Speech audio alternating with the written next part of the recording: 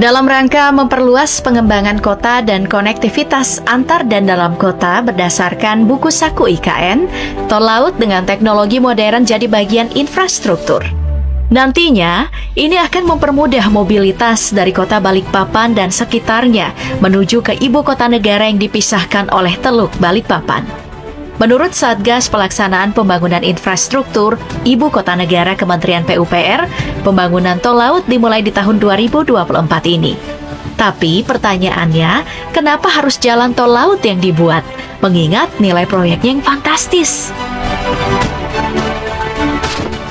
Pertanyaannya, untuk apa dibangun tol bawah laut ini? Alasannya sangat menarik, karena seperti yang sudah disinggung, nilai proyeknya pasti tidak sedikit. Tapi kalau kita bicara tujuan praktisnya, sangat penting karena sebagai infrastruktur konektivitas di IKN.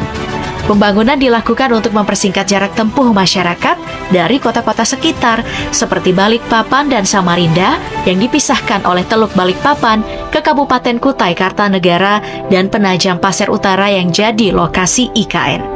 Masyarakat dari Balikpapan yang akan menyeberang ke Penajam Pasir Utara selama ini harus memakai sarana transportasi laut seperti kapal feri, speedboat, atau kapal klotok. Dengan adanya tol yang dilengkapi dengan terowongan bawah laut, perjalanan akan jadi jauh lebih efisien. Dari yang tadinya harus paling tidak 50 menit, nantinya bisa menjadi 30 menit jika tol laut ini difungsikan. Tapi pasti akan muncul pertanyaan, kenapa yang dipilih itu tol bawah laut?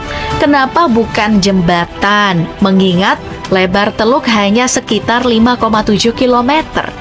Dan biaya yang relatif jauh lebih rendah. Sangat mungkin untuk membangun jembatan. Pemerintah awalnya berencana membangun jembatan karena jika dikaji dari segi biaya, pembangunan jembatan jauh lebih ekonomis. Tapi dengan pertimbangan keseimbangan ekosistem, maka yang diutamakan adalah membangun terowongan bawah laut atau immersed tunnel. Tidak ada lagi tiang yang ditancapkan yang merusak ekosistem bawah laut. Pemerintah disebut mau melindungi bekantan yang diambang punah, besut, fauna, dan flora endemik lainnya yang ada di sekitar Balikpapan. Mengingat Balikpapan juga adalah kawasan mangrove yang harus dijaga.